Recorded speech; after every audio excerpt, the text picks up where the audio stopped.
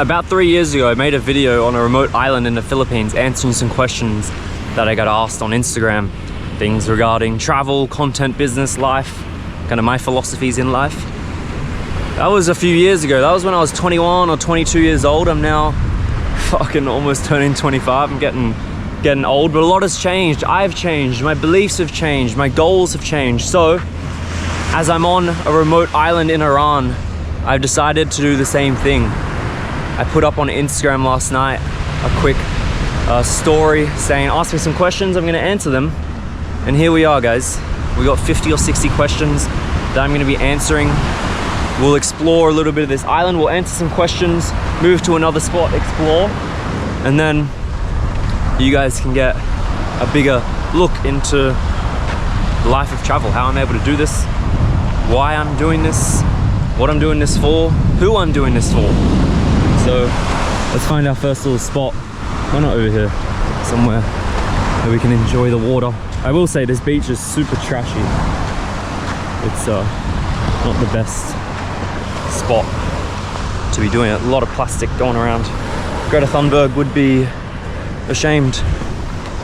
Here we go.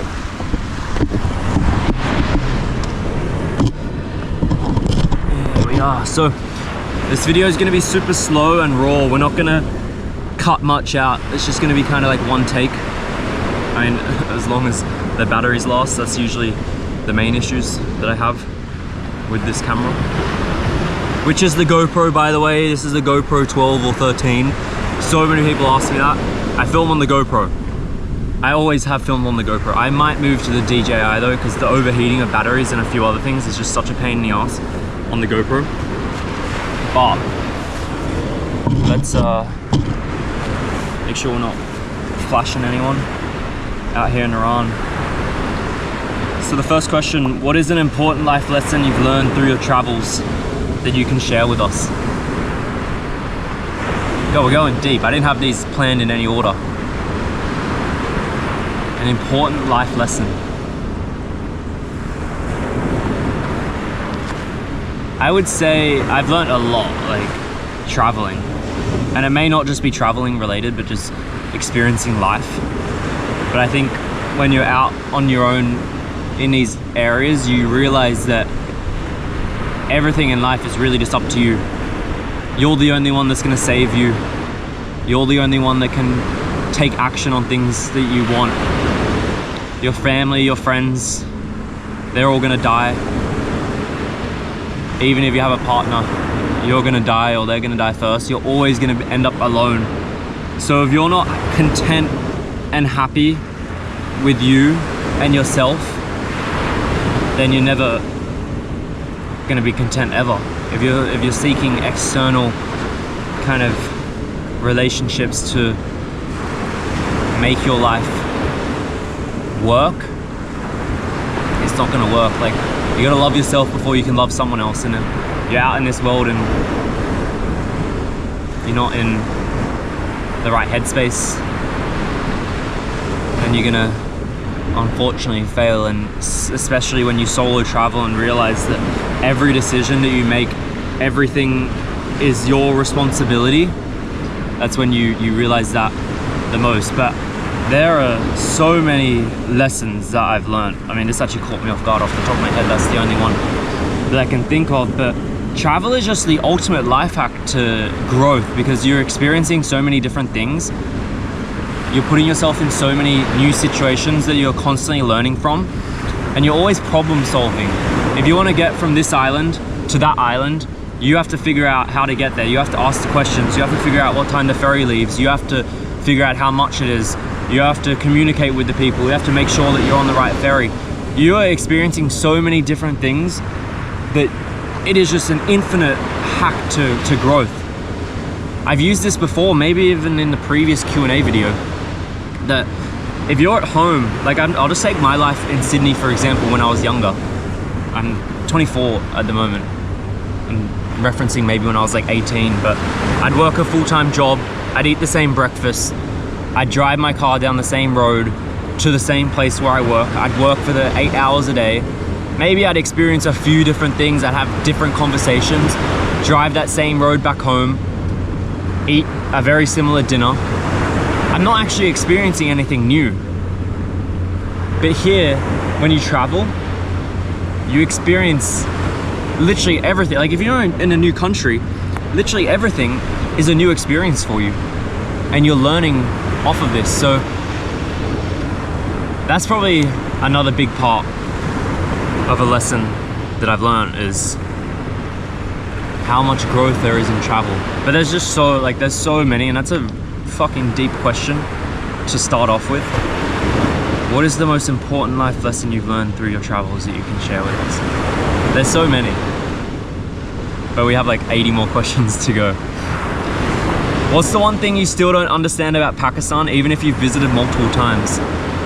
Out of all the countries, all the Muslim countries that I've been to, I'll never understand why specifically in Pakistan everyone asks if you're Muslim and what they're expecting the answer to be and how that changes their interaction with you. Like, I don't get asked that many times in Muslim countries. I've not been asked it once in Iran. I've always found it fascinating. Like, everyone in Pakistan asks, are you Muslim? And I'm like, no. And there are like a few religious questions in here, guys, that we'll go into. But that's one thing I don't understand. Why Pakistan specifically, they're very obsessed with not visiting, I just read that. They're very obsessed with knowing if you're Muslim or not. Like, if I say yes or no, how is that going to change the interaction between us? We're just humans at the end of the day. Can someone do travel vlogging for life? I mean, what happens after you get married and have kids and so on? If I really wanted to, I visit maybe like 6 or 7 countries a year to like film specific videos. I can do all those videos on like 1-week trips and have content for the whole year. So that's like 6 or 7 weeks. So I mean, that's how I can personally do it. That's not what I do now, but if I wanted to like have a family and live somewhere and just do travel content, I could do like, you know, a trip every like few months for 1 or 2 weeks, spend time with the family. So it's definitely possible. Maybe not when you're starting off, because you know, you just have to think that there's so many people that are hungry for living this life and being able to travel and do this, that if you're only doing it a few weeks every couple of months, someone's out there doing it every day for the whole year. And that's how I was when I started. I was filming every single day. So I think it is possible. Like, you can do it for life. I mean, personally, I don't know. I always question how much more I have in this. What is the end goal? And usually it's when I don't have countries that I'm excited to visit, that's where I'm like, oh, like this is kind of boring. But then when a new country sparks my interest, then I'm like, fuck yeah, this is sick. Like Iran, for example, I was super stoked to come here, and it's an amazing place. I've loved every minute that I've had here. But for life, no, I don't think so. I don't know, I think you just like naturally transition into different aspects of like a similar thing. Do you feel awkward or nervous vlogging yourself in public when you first started? Fuck yeah, and I still do it now. I feel awkward as fuck sometimes. Let's just make sure we're still filming. Yeah, we are. Sometimes, like, even on this trip, like, sometimes it's just awkward. Sometimes you're not feeling the vibes. Sometimes you're just not as social as you usually are. Sometimes people you meet aren't as friendly. But what I found with filming is that it really depends on the people that you interact with and the people that you meet. Like, if you're on a, I don't know, like a street, for example, and everyone just keeps driving past you, as they should, like there's no reason for them to stop. But if you have everyone pulling over to the side of the street and being like super highly energetic, it's such a vibe. But yeah, like at the start, it's tough because you've not practiced it. You've not done it. Like, how can you be good at something you've not done? It is a skill to be able to talk to the camera. Like, I'm really good at talking to the camera because I've done it for a lot of years. 6 years or so I've been doing this. Before I started traveling, I was doing this as well. But you know what fucking scares me? Speaking in front of physical people, because I've not done it. I'm scared of public speaking. But here right now I can speak perfectly fine because I've done it for years. There could be hundreds of thousands of people that watch this video. I'm not worried, I'm just here chilling on the beach. But if I was to say the same thing, or do the same thing on a stage in front of people, like my heart would literally be racing. But now I'm just chilling, I'm super comfortable. That all just comes down to practice. I've not done any speaking or public speaking or anything like that. But if you're at the very beginning, like worried about being camera shy and being good on camera and how to interact with people, it just takes practice. Practice makes perfect. As with anything, the more you do it, the little things you pick up, you realize how you react in certain situations and what makes you perform better.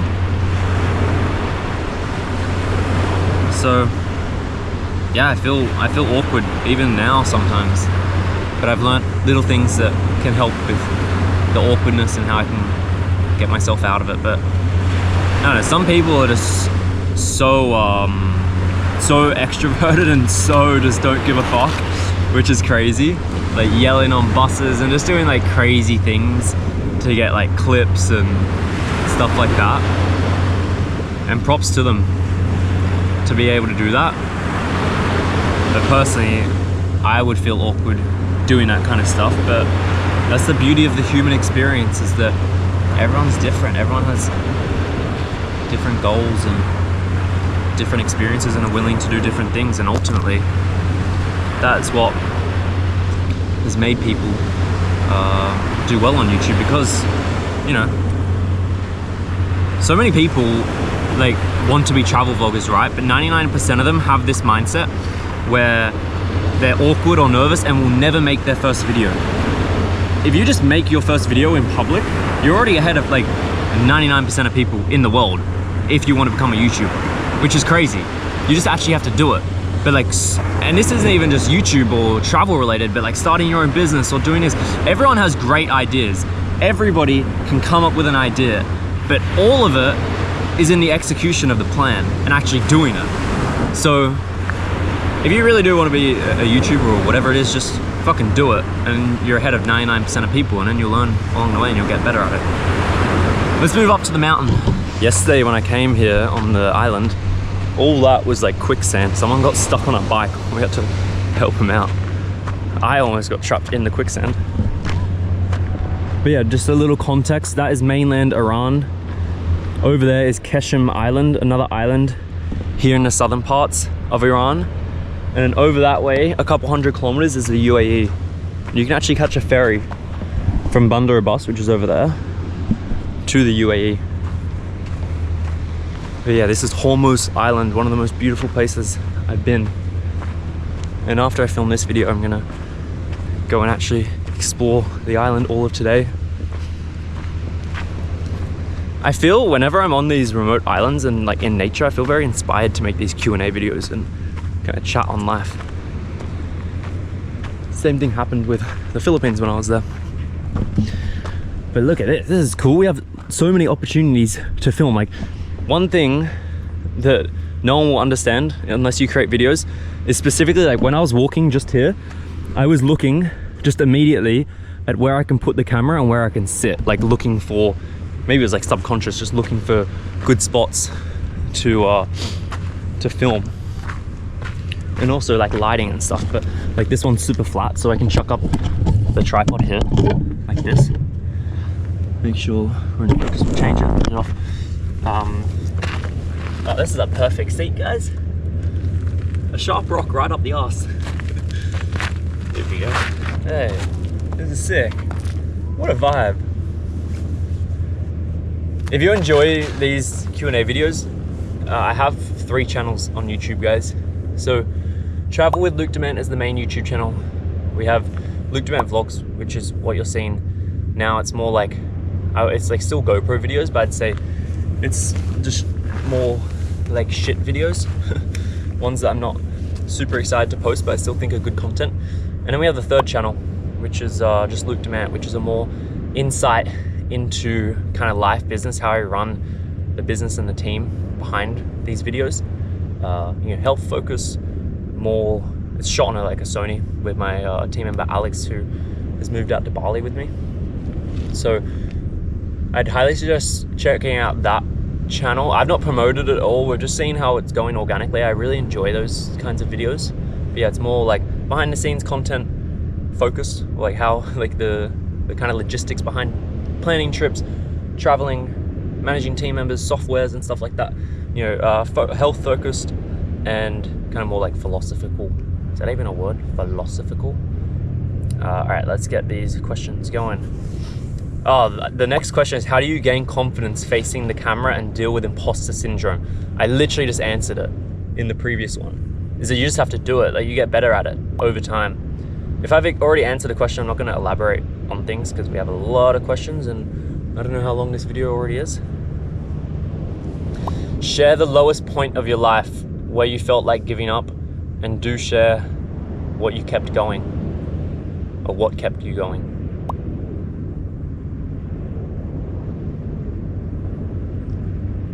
I've had a lot of low moments in life. I'm trying to point one specifically. I mean, obviously when I blew up my hand, that was fucking shit. But I've always felt that I deal with negative emotions and negative feelings pretty well. Oh, I lost the question. But I would say that I deal with it well because I feel as though it's just part of the life, and you can't have the highs without the lows. The lows are what makes the highs great. And it's all about, like, I think of it like as an equilibrium. You're going to be going up and down. You're going to be going up and down.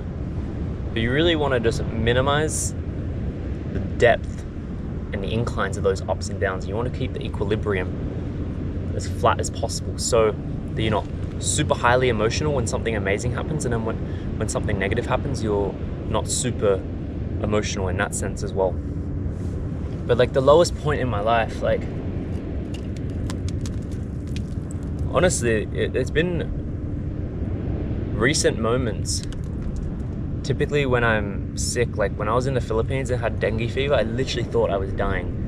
And then I went to China, still recovering from dengue, filmed some videos there, and I was just like I've taken a big focus on health in the past year or so, and I do want to focus on that more.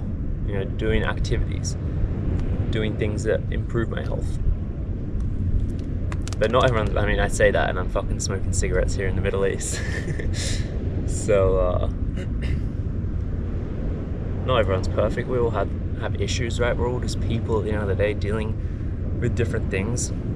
I feel like the lowest points have been when I don't know what I'm striving towards, when I don't have a purpose, or I don't have a mission to strive towards.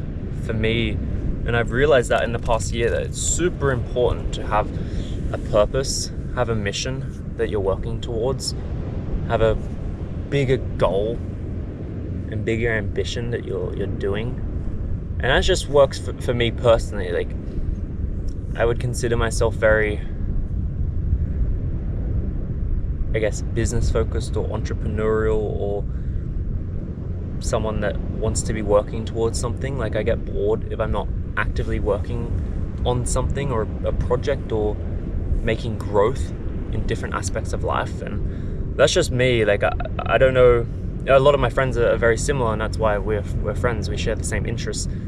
But I don't know what it is on like a global level, if that's a bad thing, being like too career focused or whatever, or money focused, or focusing on different things. Some people just want to chill on a beach and just sip cocktails all day and are happy not working towards anything. And I'm still trying to figure out, no, there's never a right answer, but it's always going to be different, and understanding the different views and stuff. So I'd say that the lowest point, like, I really can't think of a specific thing right now, but it has been not like a one moment, but an extended period of time where you're thinking like, what the fuck am I doing with my life? Why am I doing this? Like, what is the overarching goal here? And sometimes on these solo trips, you really question it. You understand it a lot more. But with the lowest points, you gain a tremendous amount of experience and understanding with them. You're not going to have the highs without the lows, and during discomfort, that's when you learn the most. It's part of life. And that's why I don't hate the lows. Like, it's just part of life. And it's like another battle that I'm working towards beating. And then when you're at the top, you're like, fuck yeah, we did it. Like, think about like 5 years ago, the time that you had like a negative point where you just thought things were like so terrible, and then you got on top of it, you're back, you're enjoying life, you're living. All good. Are we still filming? That is the real question. Yes, we are. I really don't want to lose clips here. How do you deal with regret if you have any? Does the traveling help you cope with it? First of all, that's a good question. I'm not sure if traveling is a cope or if it's me running away from something, or maybe. How do you deal with regret? I don't have any regret, because I don't think that regret is regret. I think that regret is something that you've experienced, you learning that lesson, and then understanding not to do it again. The only way you can regret something is if in the moment where you're actively making a decision, you know that you're going to regret it, you still make that decision, and then you're like, why the fuck did I do that? Regret is like a past thing where you have an experience, and then you think back on that experience and realize, okay, I could have handled that differently, I could have done X, Y, Z in that situation, and then you realize that, like, how can you regret it? It's just like you learning part of the human experience. But what fucking pisses me off is when you learn from that mistake and then you do it again. That's when you get pissed off. That's when you should be like, bro, you've already done this once. Like, why are you making the same mistake? Does traveling help you cope with it? Well, as I said, I don't have any regret. I have, I guess, just learning experiences that I've learned. Does the traveling help you cope with it? Not really. I think maybe there's other things that traveling helps me not focus on certain things, but I don't think regret is one of them. What made you decide to choose a life of travel? Do you miss being... I can't fucking read. What, am I dyslexic? I actually think I'm getting post-adulthood dyslexia. Sometimes I get like Z's and 7s mixed up. And S's and 7s. Fuck, maybe I am dyslexic. That's crazy. What made you decide to choose a life of travel? Do you miss being back home at all?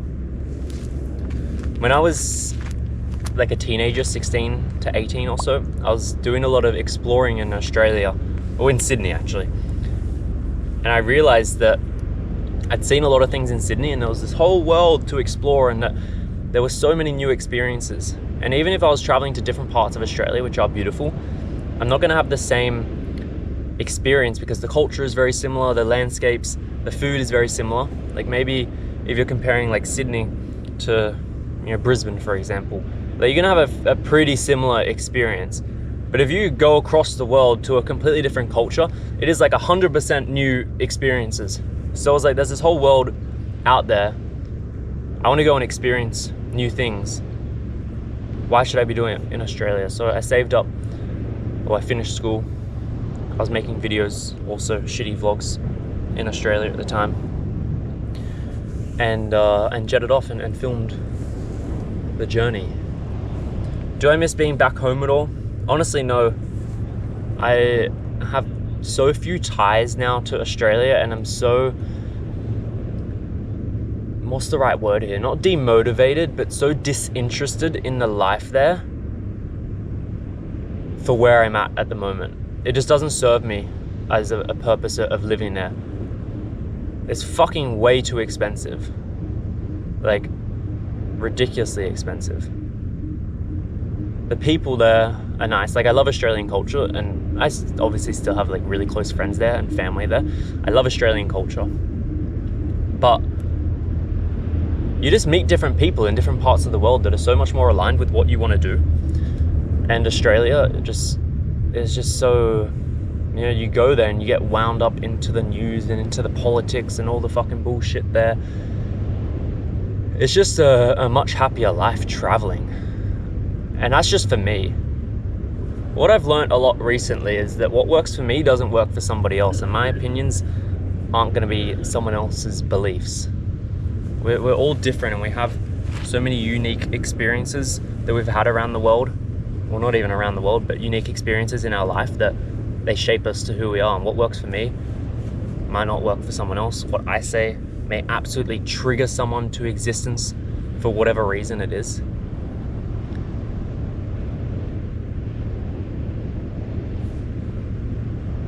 And you're never gonna make everyone happy. Like literally, you think about the person that in your eyes is the most perfect human. There's people out there that hate them. And then when I came to that realization, I was like, well, I'm not gonna fucking please everyone. I'm just gonna be me, do me, post me, and if people enjoy, they can watch. But no, I don't miss going back home. I've not been back in Australia for about a year now. I'm actually going in a few weeks' time. I still have a car there that's just been sitting on the street.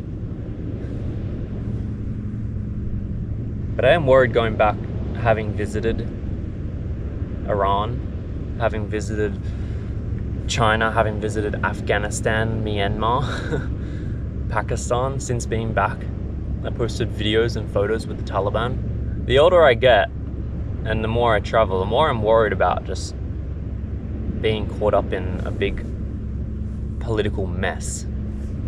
You know, obviously I know that I'm here traveling the world, not doing anything unjust or anything. I'm just literally sharing my experiences. That people that in Australia are, you know, high up in positions of like security and stuff like that, they may think that I'm doing something bad. You know, Australia considers the Taliban as a terrorist organization, and I'm over in Afghanistan meeting with them. Like, you just never know how it's going to be played out, and in other countries as well. How do you organize yourself when editing and scripting while you have hours of footage? This is a perfect time to again mention the third channel, because we show a lot of this, a lot of the behind the scenes, but it really is about building the infrastructure and the systems in place to make it all work. So obviously you guys see this YouTube video on the second channel here. Like, there's a lot of things that go on behind the scenes to make it happen. Like, and there is a step-by-step process that happens. Like, I'll just take this YouTube video for example and try and break it down, but there's gonna be offshoots that I miss. But you know, you think of the video idea, you think of the country that you're filming, and that kind of comes into like the planning of things.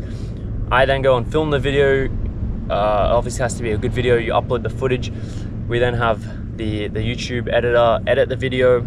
It then goes through a review with my team member Alex. They go back and forth and do the revisions until Alex is happy to send it to me. Then I review it, make sure it's all good, do any last changes. Then you have thumbnails, you have what are you going to title it, when are you going to post it. And that's just on one YouTube video. We're posting like 20 pieces of content a day now across the 3 YouTube channels, 3 Instagram accounts, 3 TikTok accounts. You need to have the systems and the team in place to be able to run that efficiently. As I mentioned though, this is a great question for if someone's interested more into this, is the third channel. But yeah, I don't edit the YouTube videos anymore, or I haven't for a long time. I really don't enjoy editing YouTube videos. I like just filming them and seeing the final masterpiece and posting it. But yeah, I'm not a fan of spending 5 or 6 hours editing a YouTube video. Let's move spots. So this is all salt, all this white stuff. Yesterday I was on a salt plane and I licked it. It was so salty. Let's try and make it up here. I literally feel like I'm on Mars. Over there, there's super red mountains. We got like the egg hotel that I'm staying at. All right, this is actually probably the perfect spot for the next set of questions. As much, this is a sacrifice I'm having to make for you guys. You guys are gonna get the view. I'm gonna look at the dirt. Let's set this up. How about we go here? Fuck, this is a sick shot.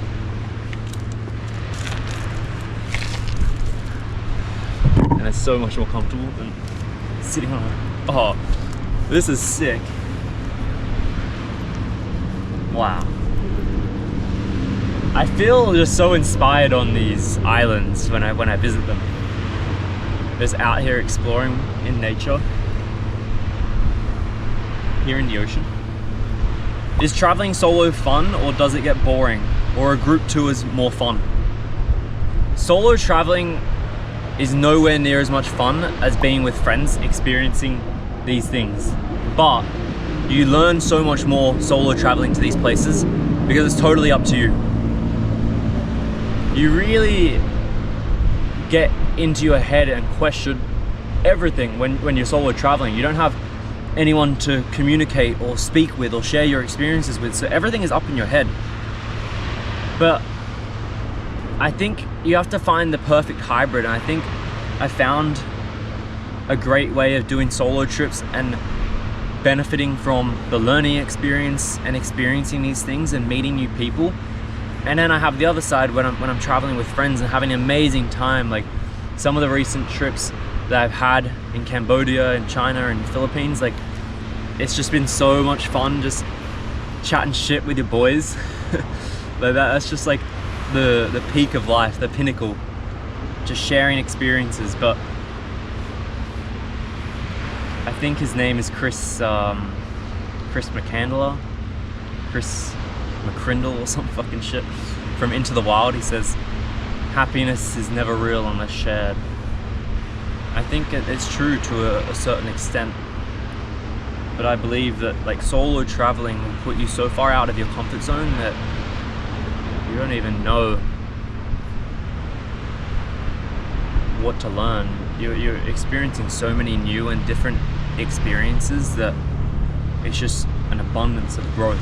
So the way I see it is like, if you want to grow as an individual, if you want to learn things, you want to experience new things and put yourself in unique situations that kind of create your character, solo traveling for sure.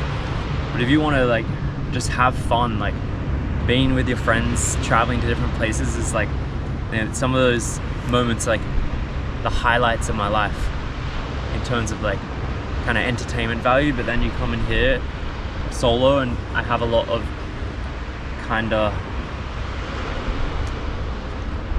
growth moments that are a lot more deep, but from within, where I'm thinking more about life and growing in that sense.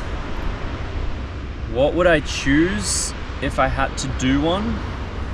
I think it would be group tours, because group trips, even on group trips, like you still have time alone, you're still learning these experiences, but the human connection is super important, and sharing those moments with people is super important, and I would never want to lose that. What inspired you to choose a somewhat unconventional but super exciting profession? Just seeing other people on YouTube do it. In 2017, like 2018, when I was making shitty YouTube videos in Sydney, I was seeing all these people travel around the world, and my immediate thought was just like, if they can do it, I can do it. Like, why can't I do it? And I saved up my money, I started traveling, I started filming, and then pretty early on, my YouTube channel was covering the expenses that I had of travel. I wasn't spending much, maybe like $1,000 per month to travel around the world. But I also just wanted to do it. Like, I've never been someone that takes no for an answer. Like, if I want to do something and travel or choose an unconventional career path or go against what society deems as normal, like, I'm gonna do it. Like, why would I not do it if I want to? Just because people say that I can't. And there were people that doubted me at the start that said, oh, you can't do that, how are you gonna make money, blah, blah, blah.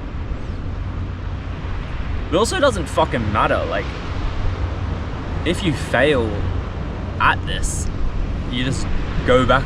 Like, what's the worst that can happen? You go back to your regular life and get a normal job and go to university. Like, the risk versus reward, especially so young, is so stacked in your favor.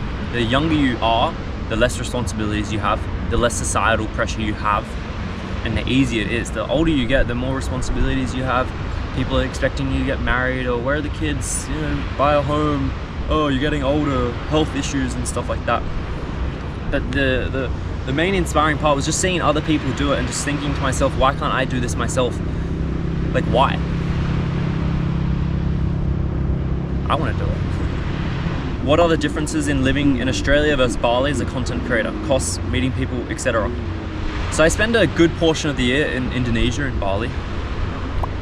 Again, on the third channel, I've mentioned that a lot, and we show more kind of behind the scenes of that. A lot of the times when I finish these trips, I go back to Bali. I flew here from Indonesia. But Australia versus Bali, obviously cost of living, to live the lifestyle that I live in Bali, in Australia, man, it would literally cost like 200 to 300k a year to eat out every day, live in a 3-story villa, have food delivered every day, cleaning services, all that kind of stuff. It simply is just a much cheaper place to live.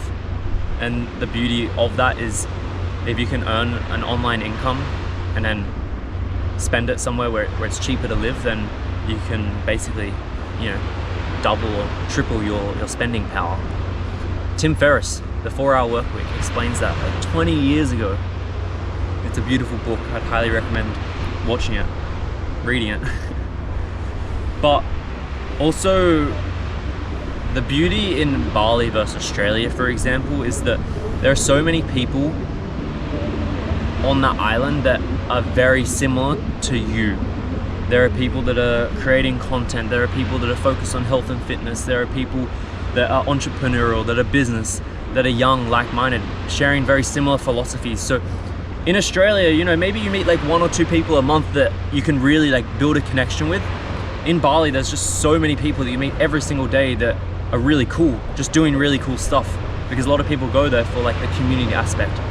I know Bali gets a terrible rep, and there are parts of it that, you know, just do not, like, that I just don't agree with in certain things.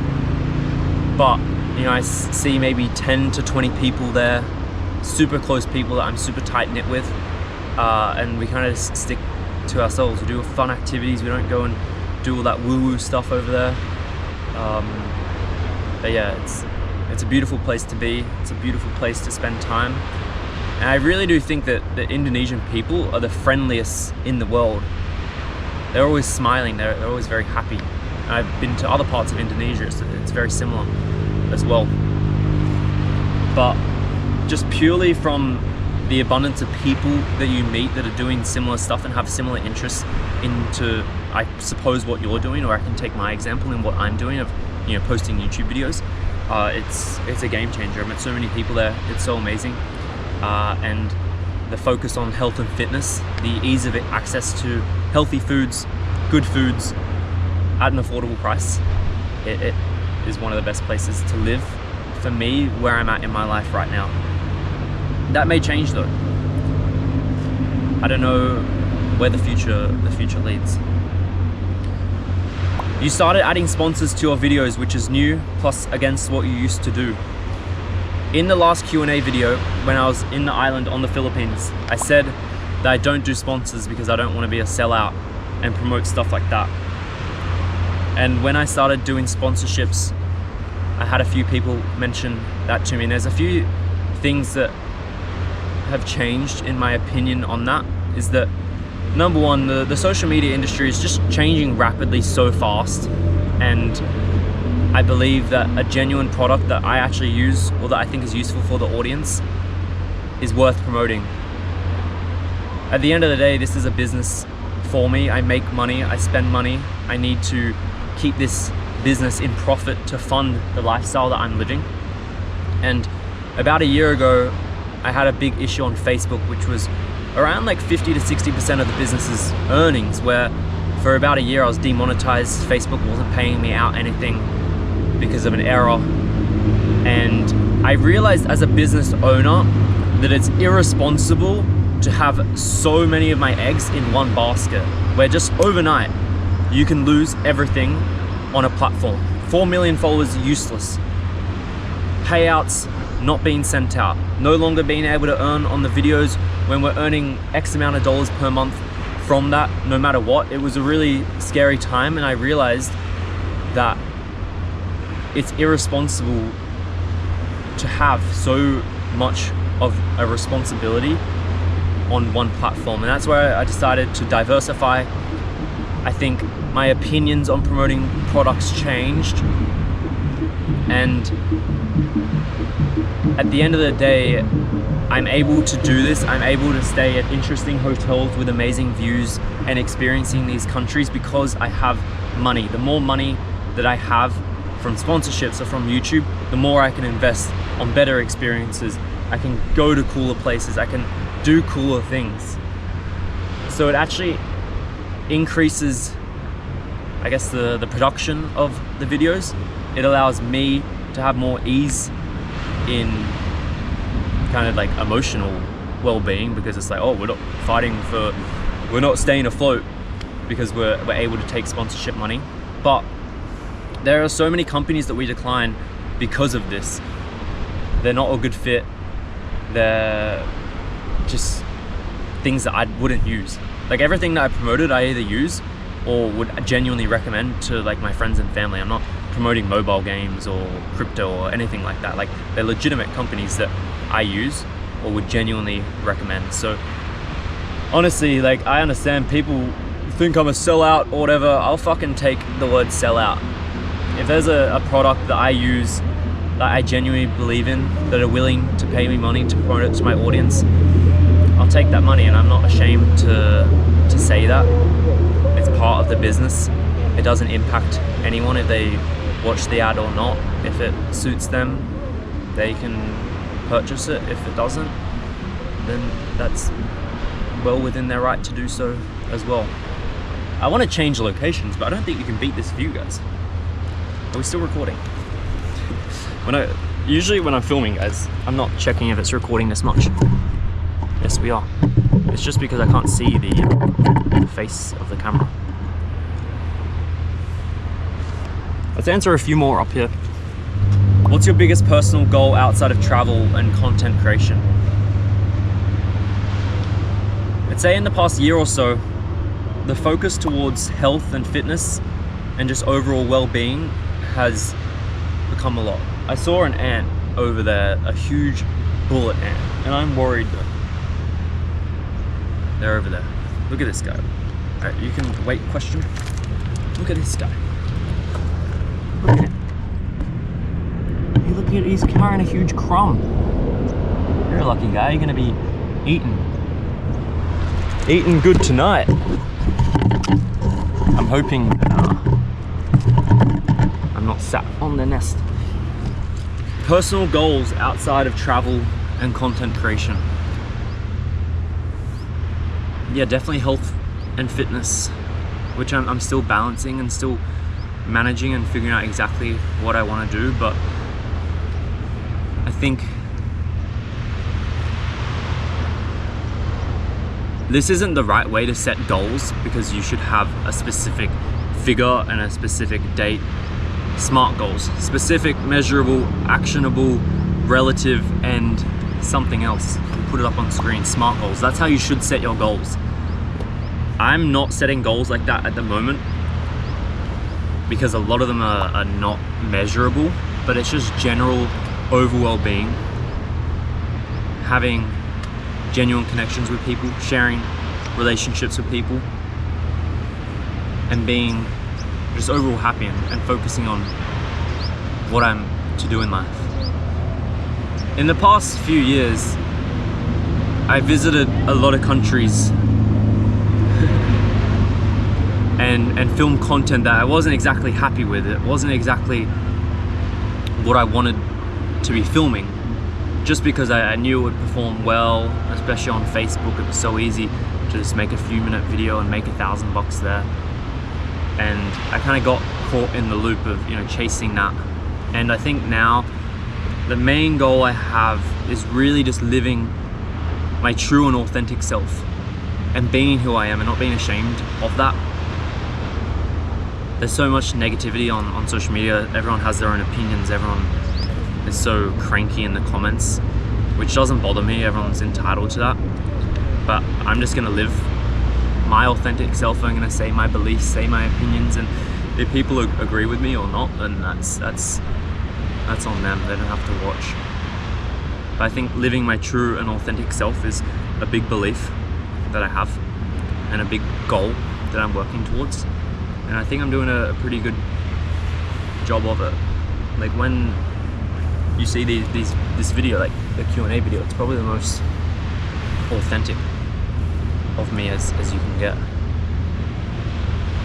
So that's the biggest goal, and that's the issue, is that it's not measurable. You can't say by the 25th of December I want to be more authentic. Where's the specificness of that? Where's the more? So I think it's not the most effective way of choosing goals, but it's something that I'm working towards. We do have specific goals that aren't like super exciting, you know, obviously financial goals, individual goals. But yeah, not a whole lot of goals, but just working towards the mission of me being just my true authentic self. And people are gonna fucking hate me for it. People are gonna love me for it. The one beautiful thing that I learned is that you're never gonna be put down by someone that's doing better than you. So if anyone's ever talking shit, just know that they're facing difficult times in life, or insecurities, or something that is causing them to do that. Anyone that is high up in business or high up in any career, like if they see someone that's lower than them, they want to help them. They don't want to put them down. But I don't know if it's just the travel space or just, I guess, like social media in general. So many people just chat shit. I'm so beyond it, but I just want to be out there and just travel, share experiences with my loved ones, the people that are close to me, and being able to do that, and I'm happy. We're good. Man, these guys are having the time of their life out there. Look at these guys. They got a whole tuk-tuk. They're probably like going around the corner wondering, what am I doing on the cliff right here? I really don't want to move spots. Should we walk? Hey, there's some huts up there. Let's go and check those out. But this is a beautiful view, incredible. But let's go. So those are the red mountains I was talking about. And those are also the salt plains, the white bits. It's all salt plains. And believe it or not, it's super salty. But there's crazy formations here. Wow, we have a really good view up here. This is sick.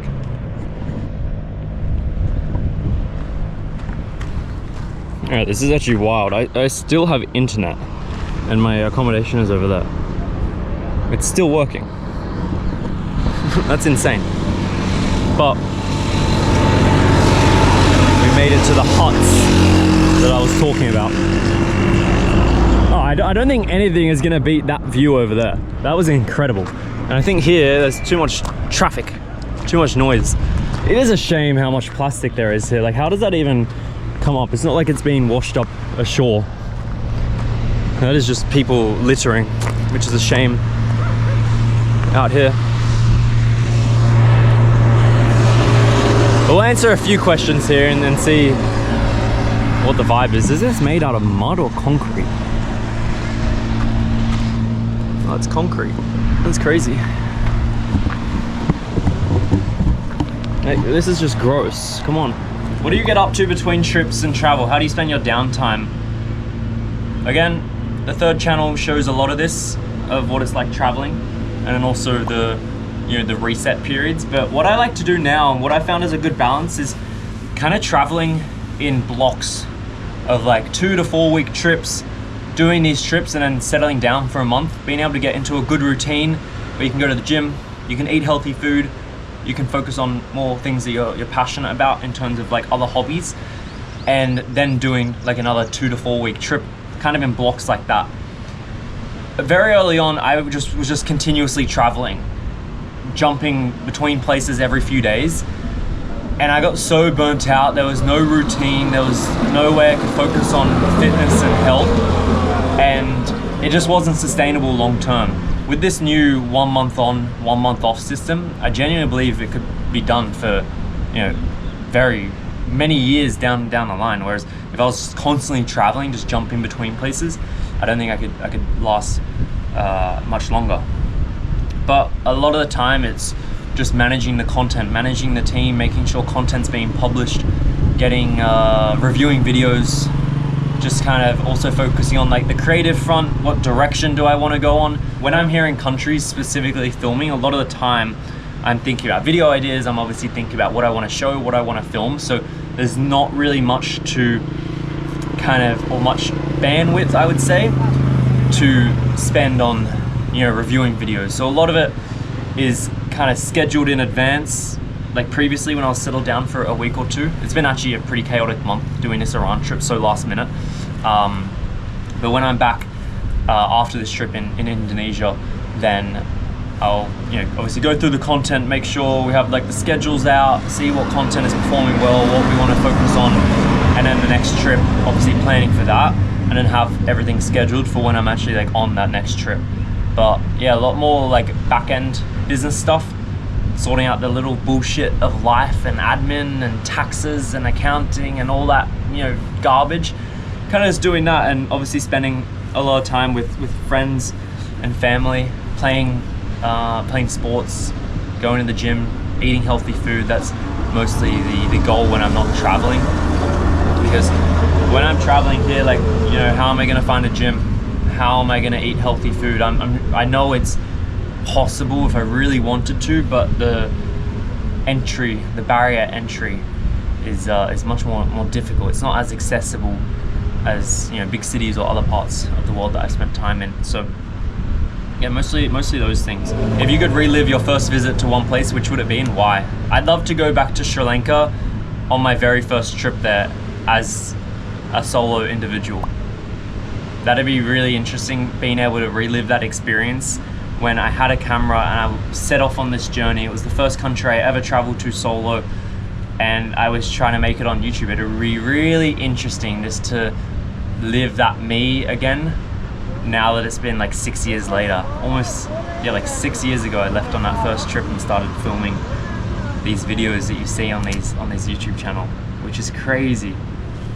But I remember, like, I wouldn't say I still speak with an accent, but like I used to sound so Australian back then.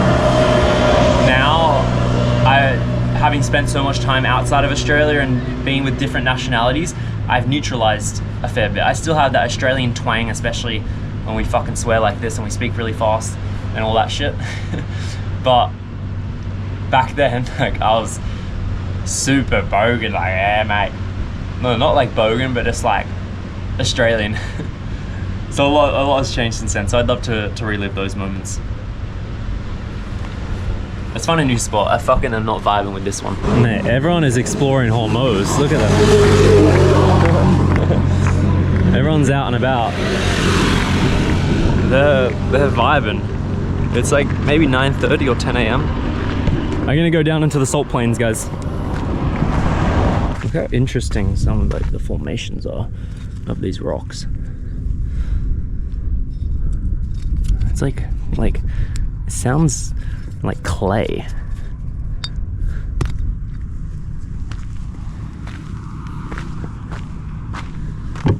Let's put you guys there. All right. Here we go. Found our new spot on the salt plains. How has your perspective changed after all these years of traveling around the world?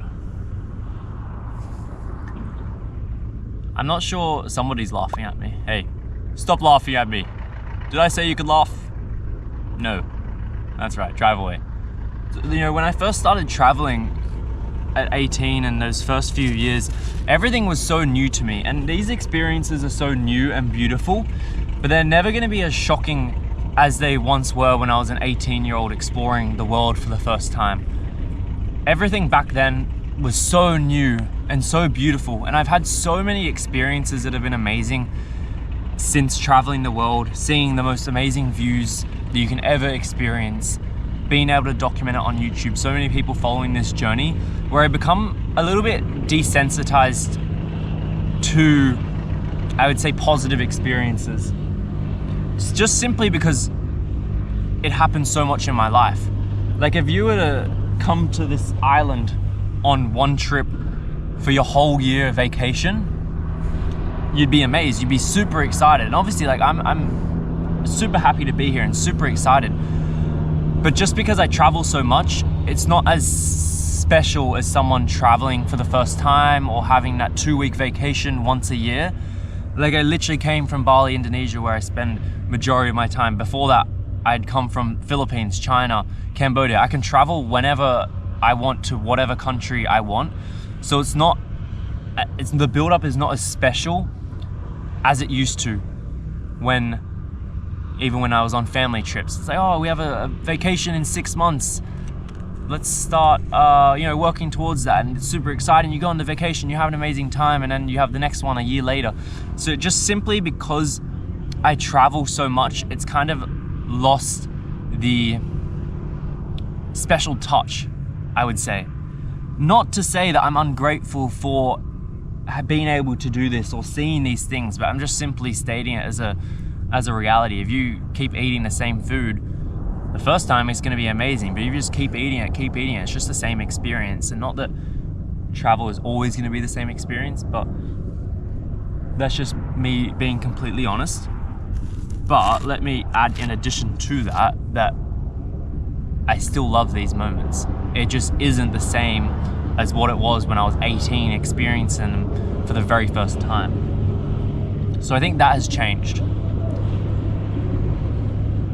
I'm still doing it because I love it and I enjoy having these moments and seeing these things. If I didn't enjoy it, I wouldn't be doing it. I have a lot of freedom and ability to do really whatever I want. Like I wouldn't be doing shit that I hate or don't enjoy. Like there's a reason I'm out here doing this, because I actually enjoy it. Oh no, we lost our photos. This is the worst. Oh no. We lost connection. Fuck. This was such a good spot as well. Oh man. Alright. Hang on. Randy, I got up to, on the Google Drive, 208, image number 2081. None of them are loading because I've lost internet. What I'm gonna do is go back to the ones in my photo gallery. So now they'll be organized in file name. And I'm just gonna go through them and choose ones that I have or haven't answered. That actually might be an interesting part to add to the video, Randy. And we would still be adding this part to it. That's how I actually communicate with my editors, guys. Like, this is stuff that we go into on the third channel, which I really love making those videos. They're super cool. But yeah, like a lot of the editing notes and stuff are actually like me mentioning this to Randy, our team member who edits all the YouTube videos. So when I have a specific part that I want to show in a specific way or restructure something, I'll kind of give video notes along this, because obviously Randy's going to be looking at this in the timeline, and then he can kind of match it up, put it together, stitch it up. That's the word I was looking for. So next question, are you an atheist? I am not an atheist, but I, as of now, am not religious. I am considered agnostic. I believe that there is something higher than us, a greater power of some sort. What that is, I don't know. I would say I lean more towards like spirituality, but you know, everybody thinks what happens when we die, and people watching this will think, oh, well, you have to, you know, convert to XYZ. Everyone thinks, like, religion is such a sticky topic. It is something that is so sensitive to people. Hey, it is such a sensitive topic where it's so difficult to express your opinion because everyone thinks that they're right, their belief is right. And they have the right to do that. But I get so many messages and comments just saying stupid stuff in regards to religion. But honestly, I'm not objected to being religious. It just hasn't happened. And whatever God is up there, he has the path written out for me. And maybe that day comes tomorrow where I have a life-changing experience and have faith in whatever God that may be. Or maybe it's in 20 years from time. We're all on our own journey, our own path. And God has it all laid out. But it is really interesting traveling to different countries and being able to see religion and the different religions around the world and how it plays a part in the society. Iran, for example, I've not experienced anything really related to religion. People are just chilling. They don't ask me if I'm religious. They don't mention God or anything. You obviously see mosques around in Tehran, but it is really interesting traveling around the world and experiencing these different cultures and being able to see the beautiful things about religion and also the bad things about religion, because a lot of conflicts in the world are because of what God someone believes in or what belief someone has. What do you want to achieve in your traveling journey? I've come to the realization recently that I want to visit every country in the world, but not super fast. Like, I want to do it over like a 5 to 10 to 20 year period. But I think the main achievement I want to have is I just want to have memories, like amazing stories and amazing memories that I can share with people. And you know what the most beautiful thing is traveling around the world is when you're in Australia or when you're in a different part and you meet someone and you ask them where you're from and they say Iran or Pakistan or Afghanistan, and then you can say, I was there. Where are you from? Oh, I'm from Kabul. No way. I was there. And you can share experiences with these people. That is the most beautiful thing, especially these countries that not many people visit. So many times people have, said they're from Lebanon or something like that. I'm like, oh, I've been all around Lebanon. And they're like, oh, I'm from this part. I was like, yo, I was there. Like, I went to here, and you have like a common interest. And it's one of the most beautiful things about traveling. So I would love to, hey, there are so many people that are just waving at me. I have no idea what you're saying. I would love to get to the point where I can meet anyone. They can say their country and I can say, oh, I was there, I did this. Like, I think it's a beautiful thing, and you're able to share so much insight into each other. And you also have a better background as to who they are. You understand their culture and you understand what they believe in and stuff. So I think that's the beautiful thing about traveling to these places and having those random moments like that. I'm gonna move this back a bit. There we go. How do you budget your spending money while traveling? So at the very start, I had a strict budget that I was sticking to because I wasn't making any money from YouTube videos. So I was just trying to live as cheap as possible because I knew if I spent $10 a day, I could live here for $300 a month or whatever. And any money that I saved was more days on the road, which allowed me to create more videos, which gave me the better chance of being able to make money from these videos. So I was going super cheap, staying in hostels, eating pretty shitty food. A lot of the costs that are involved, actually, like the transport. If you stay in a place for a long time, it's a lot easier to save money. But if you're flying around from different parts of the world, that's when it all adds up. But fortunately now, like in Iran, this trip, including flights, is probably gonna be like, maybe like $3,000. No more, like the flight just to get here was like a G. And I bought like 2 to 3K cash. Like it'll probably end up being like 4K or something. I'm in a fortunate position now where I don't have to worry about the budget of traveling. For me, when I visit a country, the content that I'm creating, it is a business. Like, I'm investing money to come here, to have these experiences, to stay at hotels, to meet cool people, to rent drivers, to buy things. And ultimately, I'm able to make that money back through the YouTube videos and Facebook videos and TikTok videos that we make. So, I mean, in the past,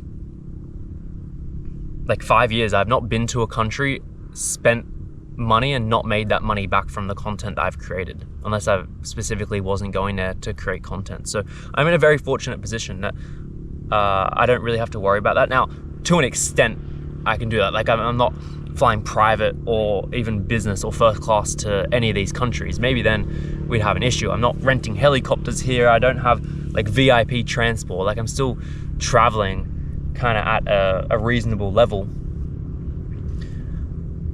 But yeah, I just don't have to worry too much about the budget side of things anymore. And I can still have these amazing experiences. But definitely early on, like, I was strict. Like, I knew that with the money that I had saved up, I'd done the calculations many times over. I have old sheets, old pieces of paper of me calculating exactly how much money I had in different accounts, how long that would last if I was spending like $1,200 a month, what countries I could spend that $1,200 a month in. I was very specific about that, because I knew that the more time I could spend on the road, the better chances I've had of being able to make it a full-time gig. So that's how I did it early on. Now it's not too much of an issue. Which country is not beginner friendly? Cool. I'd say the main thing is just the tourism infrastructure for these countries. Like Afghanistan is not beginner friendly. It's difficult to travel there. I definitely wouldn't recommend it as a beginner country. It's just difficult. There's a lot of little niche things that are difficult about traveling. They're super safe, and I had an amazing experience there, but it was difficult in the little kind of bureaucracy of things. Fucking Egypt, one of the worst countries on the planet,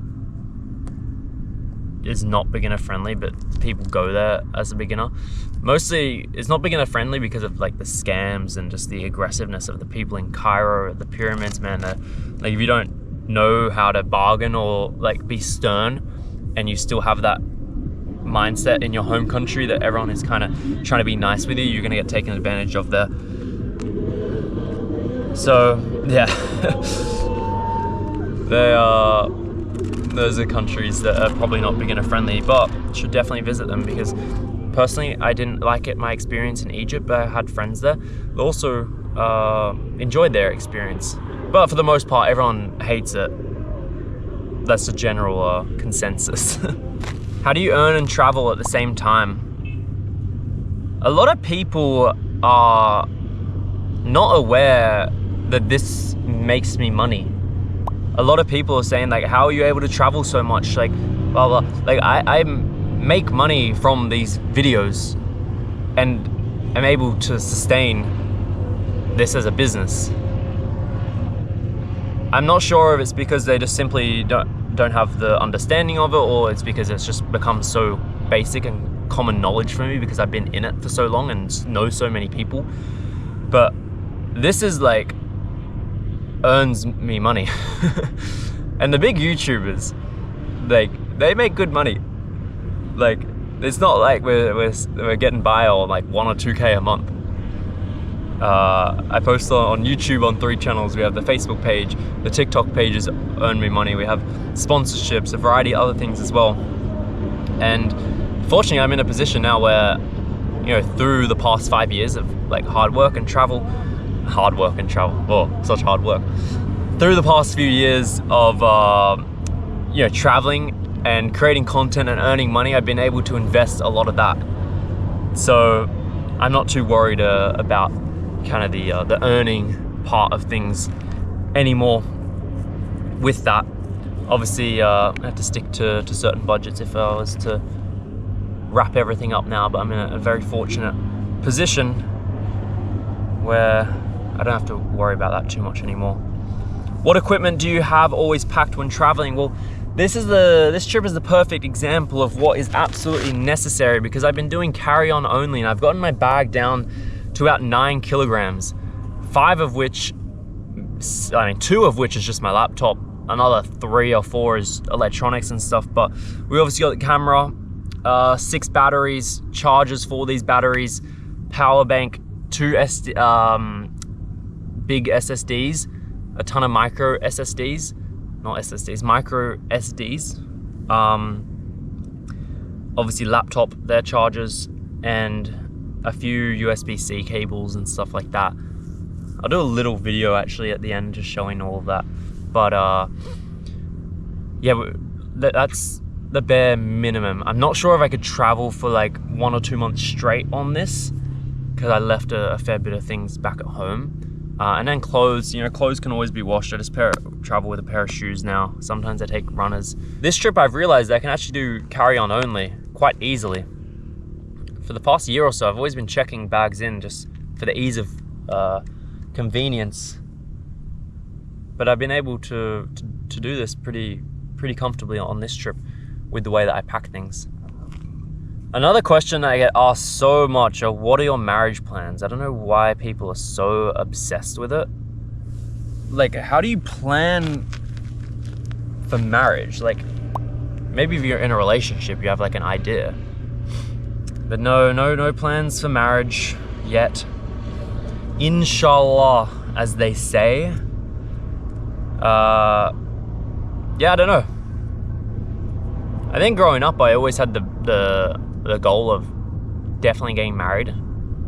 I do want to have a family and kids. But I really just don't know if marriage is for me anymore.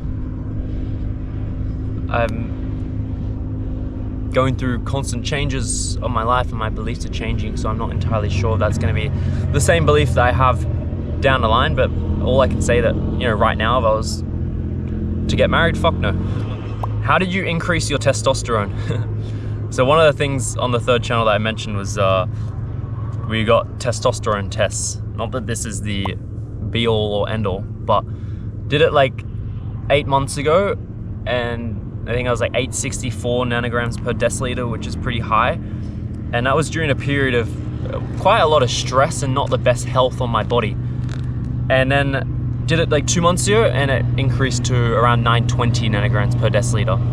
So I didn't specifically do things to increase my testosterone, which again is not a massive factor in life. There's a ton of other tests that should be done before that, but it does kind of dictate your mood, your general overall being, your kind of determination and your motivation, and also muscle growth and kind of physical fitness.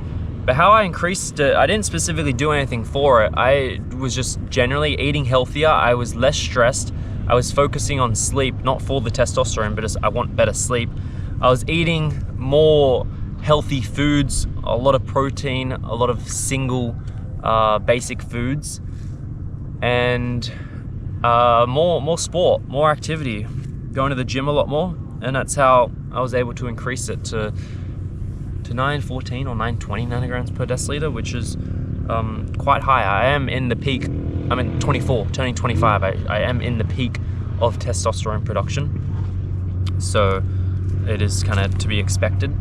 But yeah, it's nice to know that, because it does play an impact on the male experience and what it is that we do.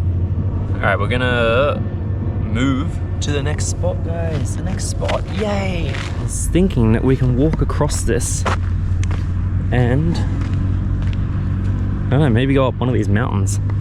I really hope this isn't gonna be a sinkhole. Oh no. We've hit the slippery sand bit, or the muddy bit. Yeah, so look at this salt, guys. Oh, wow. This is all salt. How crazy is that?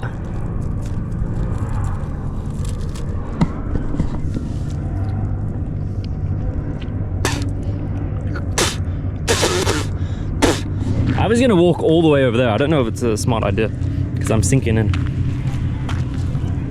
How do I get out of here? Is this solid? Oh, that's solid. All right, cool. So we stick to the non-salty bits. We're good.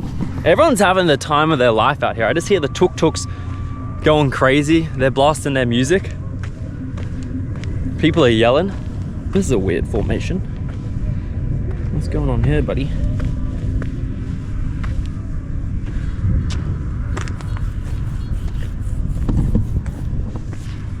Wow. It's crazy.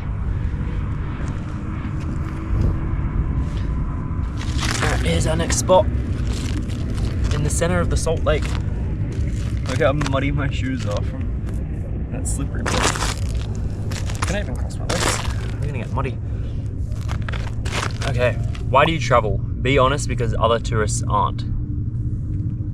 I think it goes back to what I was saying earlier, is that I think the main reason is to have these stories and have these experiences. And just little things like meeting people, having these experiences, seeing these amazing things, and being able to do what I do. I'm in a very fortunate position to have this as my job, have this as the way that I earn income. And obviously that is also a part of it.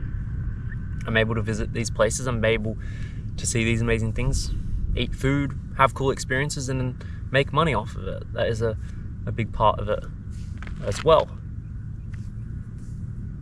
But I think if I was to break it down into one thing, it's to have stories, to have cool stories and memories. I think it also, like, travel has helped me immensely in just life and the learning experiences. I know when I go on these trips, I learn so much about myself, and I put myself in discomfort and outside of my comfort zone. Another reason that I travel, especially to these dangerous places, is just because 99.9% of people are so friendly and so nice, yet a whole ethnic group or a whole country or a whole region can be so stereotyped in everyone thinks from the people from that country are terrible or whatever because of what they heard. I've been so shocked by the hospitality of Iranians here. Persians, Iranians, I don't even know the plural for that. The people are so friendly. I've been shocked by the diversity of the country, both naturally and also ethnically. A lot of people kind of look like European or Western or something like that. And there's people that are darker, there's people that look so different. Look how fucking cool that looks. Is that a tile or a rock? That's crazy. So I think those are the reasons that I travel. Like, you learn so much when you travel. I know putting yourself outside of your comfort zone leads to growth.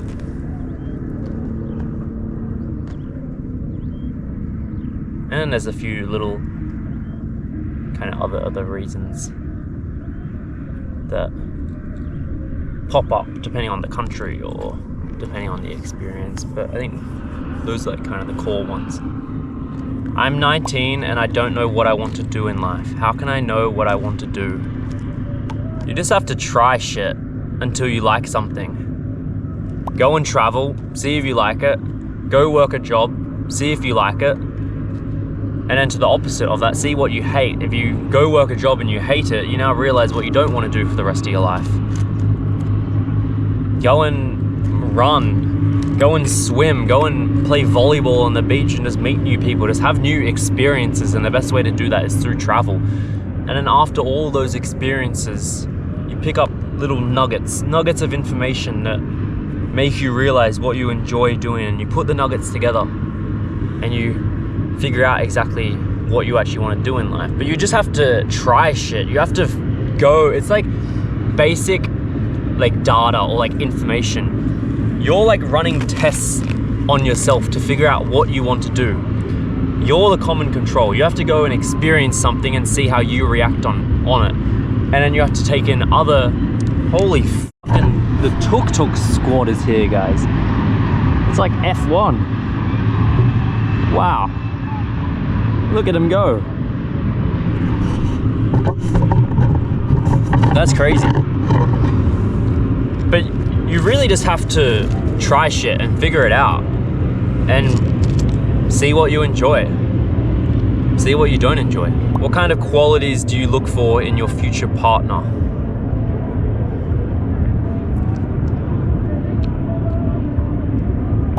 She's gotta be a baddie. That's number one. Someone that I actually get along with and enjoy spending time with.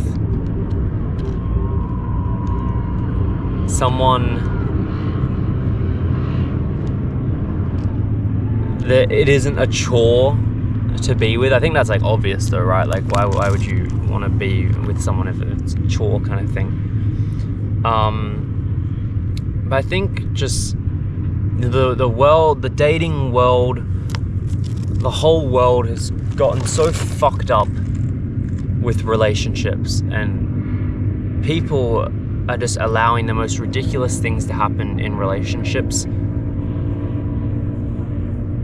It really is crazy. And there are people out there that are good, that are holding values, but a lot of the world has gone to shit in that sense.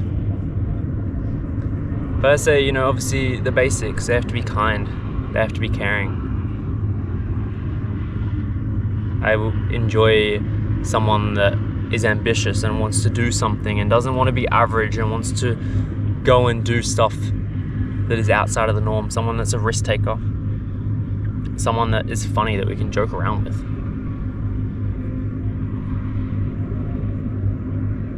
I'd say those are some things. Oh, the next one. Which countries are the most beautiful women in your opinion? I'll give you 3, right?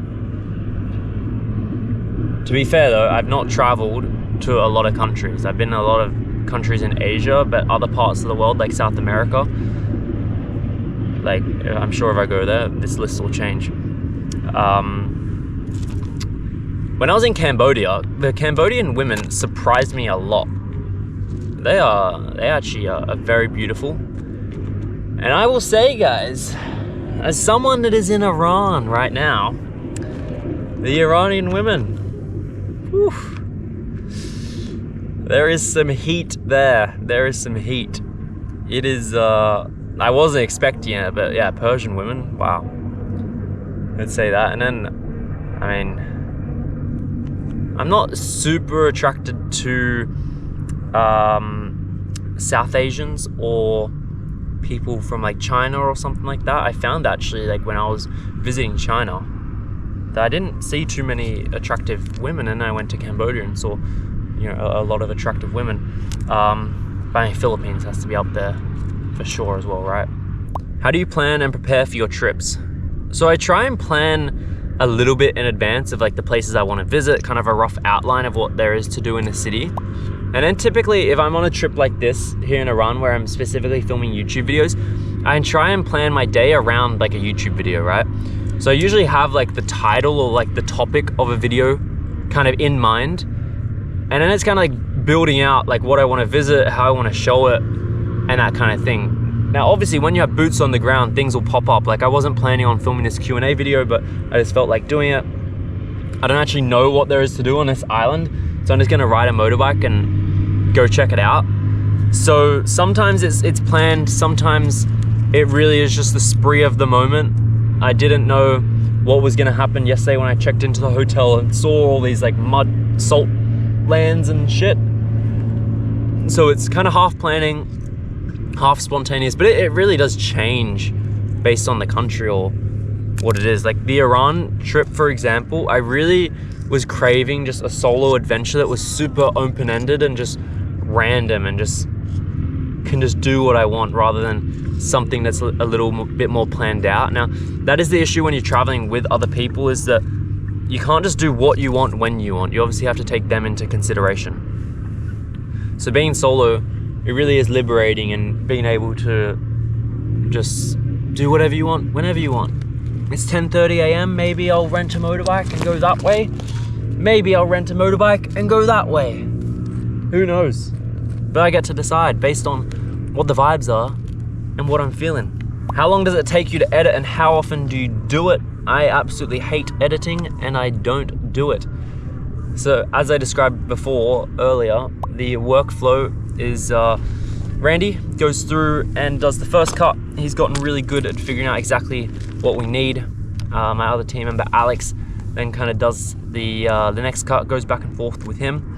And I usually just do a final check through.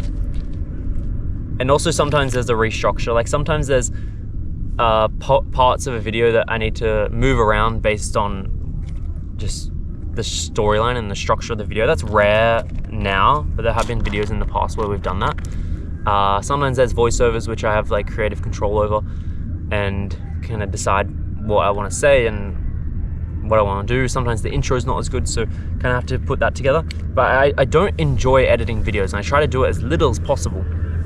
So even like reviewing videos, I don't enjoy it. It's like filming them and then posting them. That's it.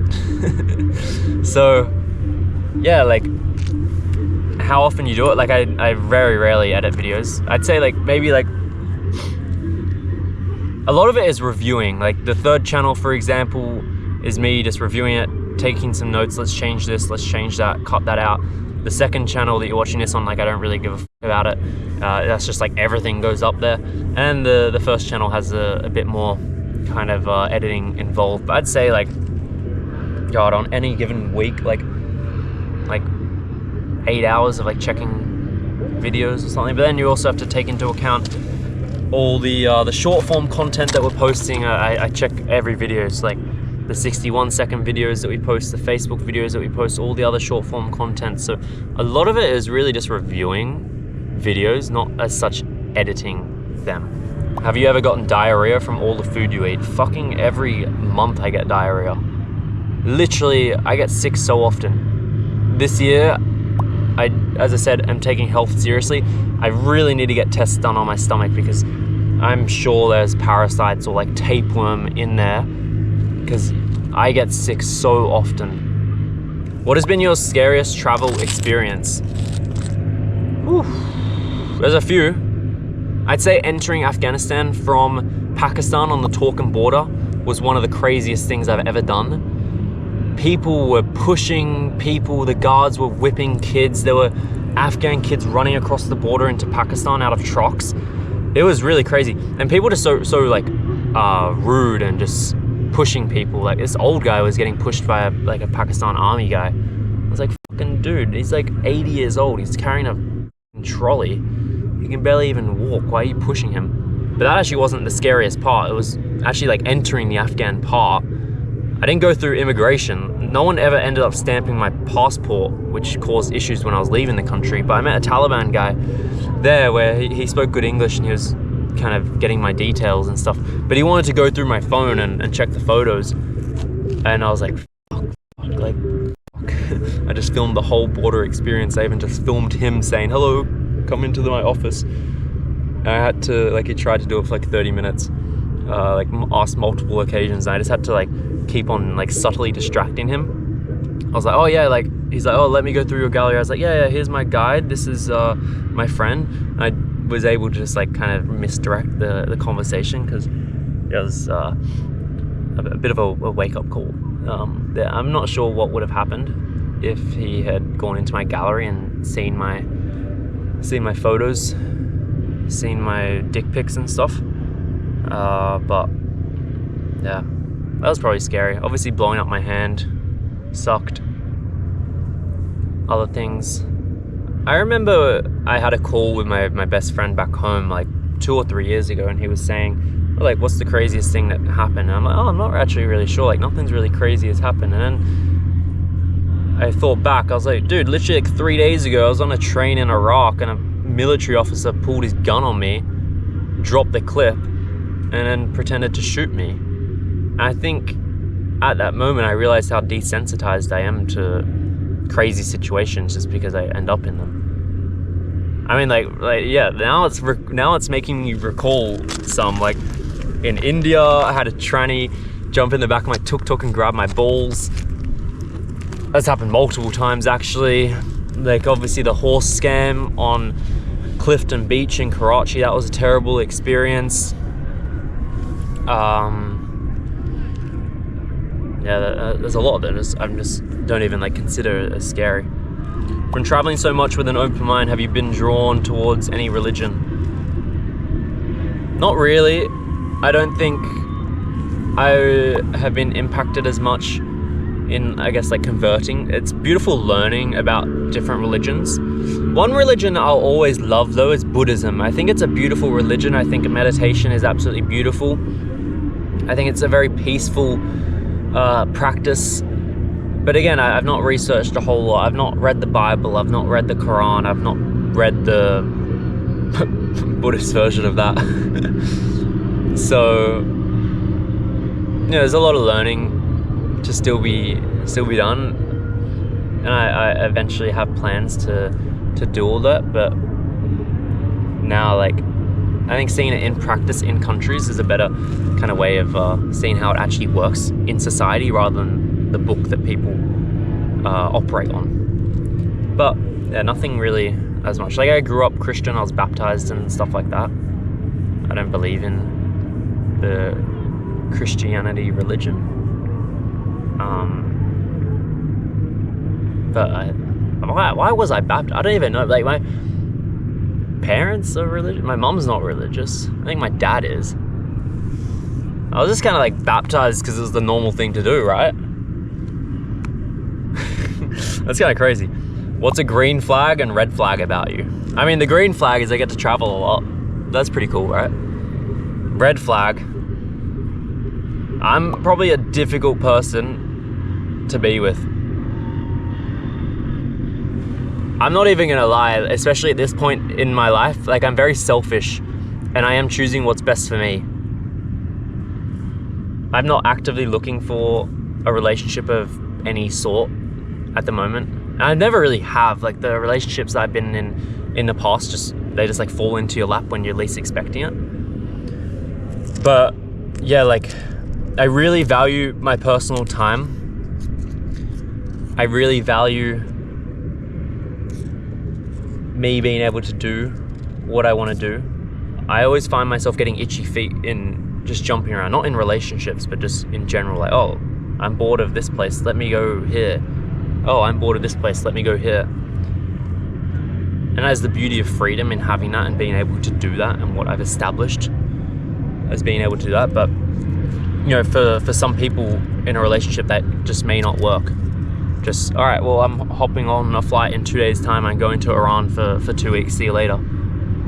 I just don't want the restriction at this point in time to not be able to do that and not be able to make the decisions that best serve me. And I understand in relationships that those are the sacrifices that have to be made. And that's why, like, I'm just being honest and saying I'm not, looking for anything at the moment, not willing to do anything like that. It's very difficult traveling and jumping around and being in relationships. I've spoken to many people about it, and it's extremely difficult to navigate and balance, especially when you're going to new countries and experiencing new things and experiencing different parts of life, as well as navigating a relationship. It's a whole new ball game. So that's probably a red flag. How can you stay confident and on your own side amidst so much hate? I think that hate got to me early on when I was very new to it, but it's just so common now that it's just so in abundance. Like, it just doesn't even bother me. I think the hate that, not that I get this, but things that do affect me are people that actually know me, have an understanding of who I am, what I want to be, and those are the opinions that I actually value, because they actually understand me. But I'm not going to value an opinion or a comment from someone that just watches my videos and has no idea who I actually am or what I'm trying to do on this planet. The way that I think about it is that people leaving hate comments or chatting shit, especially comments, is that, like, you watched a YouTube video or whatever it is, you felt negatively about that, and you went and commented some paragraph saying why you're right, blah blah blah, yapping shit. Then you reread it, fixed up your grammar mistakes, and then you still posted it for like, what reason? Social media has allowed so many people to chat shit and not face the consequences. Keyboard warriors. And it is a big part of the game and not letting this affect you, because there's been times where videos of mine have gone viral and getting quote unquote cancelled, and people, commenting terrible things, death threats, all that kind of stuff. You just can't let it get to you. Again, like, you're not gonna be able to please everybody. And the crazy thing is, if there's two people that watch the same video, two people can have completely differing perspectives. The great example of this is in Pakistan. When people pay for me, you have one person commenting, how dare you take advantage of these people? You come from a rich country, you must pay for them. Then you have the other person say, how dare you not accept their offer for letting them pay? This is disrespectful to the culture. Like, bro, you watch the same video and you have two people on polar opposite sides. Like, it is so impossible to please everybody. And that's where I've just accepted, like, I'm just gonna be me. I'm gonna share my experiences. If you enjoy, watch. If you don't, and comment shit, like, you're a fucking idiot. Like, how much of a lowlife must you be to be spending time in the comment section just chatting shit? If you are in the comment section chatting shit, you're a fucking loser. Go and do something with your life. Go and just fucking do something. Social media is an interesting place. Some people aren't fit for it. The hate comments get to them. But I tell you, this is the really interesting thing, is that not once have I ever had a negative interaction in person. No one's ever come up to me and said, oh, I fucking hate your videos, or you are such an idiot, or blah, blah, blah. Only positive. Keyboard warriors. This is really cool. Like cracked sand in the desert. It's super soft. It's very satisfying, actually. Ooh. Ooh, yeah.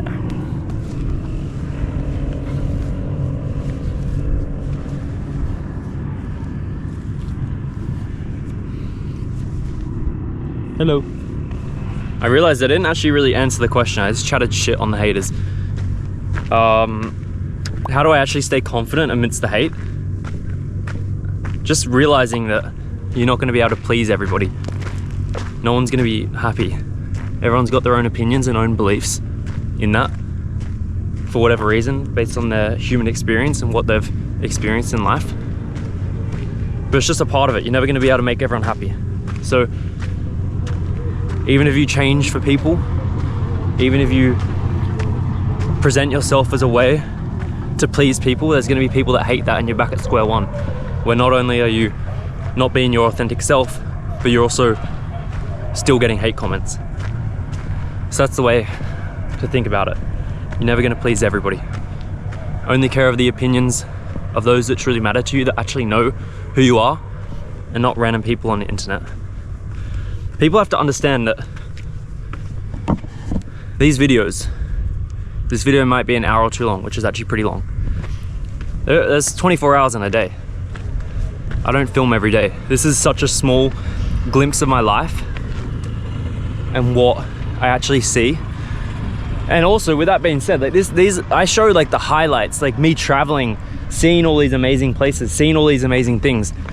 Not every day of mine is like this, where I'm looking over salt plains on a remote Iranian island with beautiful weather, beautiful mountains, and beautiful ocean behind me. Not every day is like that. There's a lot of times where I'm just chilling in hotels, editing, well, reviewing, as I said, making sure things are going to plan, questioning life, thinking about different things. There's a lot of that. This is literally like the 1%, the highlights. Same with my Instagram, same with everything. It is like the 1% highlight of my life. So when you compare other people to social media, just realize that everyone's only showing the best thing. And because you're only able to show such a small percentage of your life, so many people don't actually know you or what you believe in or your true authentic self. All right, let's go back down here. Back down onto the beach. The beach-alini.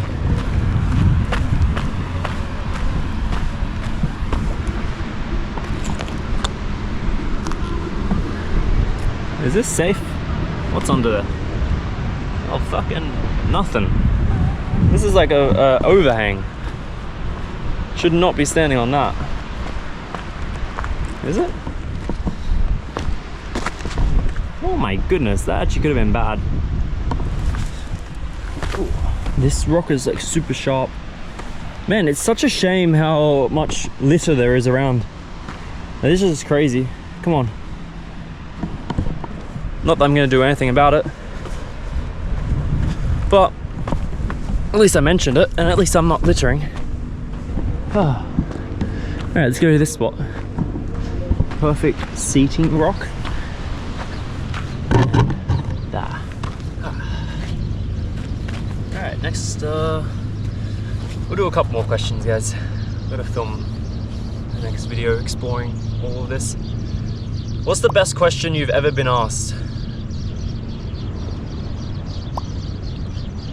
I got two.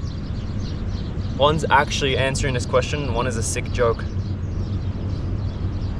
Number one is, if your life was a book, what would be the name of this chapter and why? I think that's a beautiful question. Being able to understand people, where they're at. And then the next one, if you were laying down, this is so fucked up. I don't even know if we can include this, but fuck it. If you're laying down and you're an inch in your mum and your dad was an inch in you, which way would you move to get out? Would you go forward or back? Oh, I'm a sick fuck. That's a joke, guys. It's funny.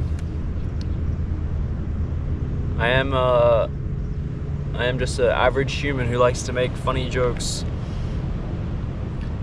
What surprised you the most on your travels around Afghanistan? Definitely seeing women, which is crazy to say. I honestly thought when I was going to go into Kabul that I wouldn't see a single woman based on what I had read on the media. And again, that is the cancer of the world. It even formed my opinions on the country. But luckily I was able to go there with boots on the ground and see the reality, because there's two truths to every story, and usually the truth lies in the middle.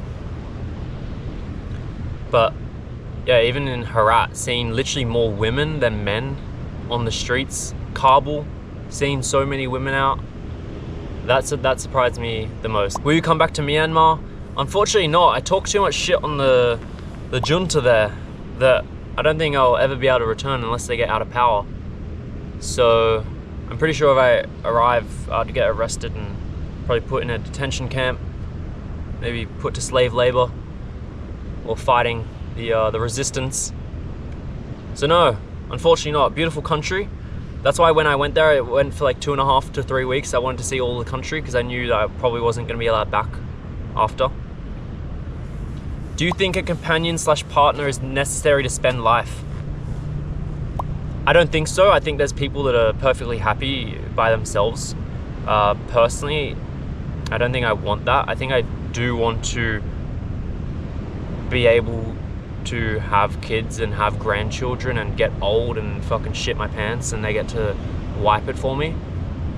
So I don't think a companion or partner is necessary, but it really depends on the individual. Some people are so content with their life as themselves that they can't see them doing it any other way.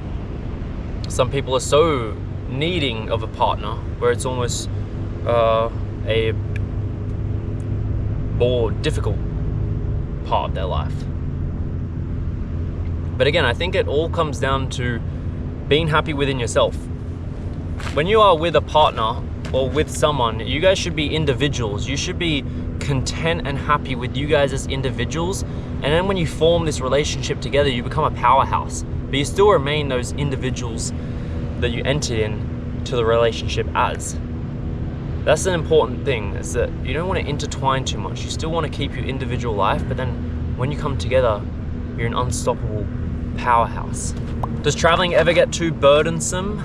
No, not recently. In the past year or so, it's been really fun. I've been choosing destinations that I'm actually genuinely interested in.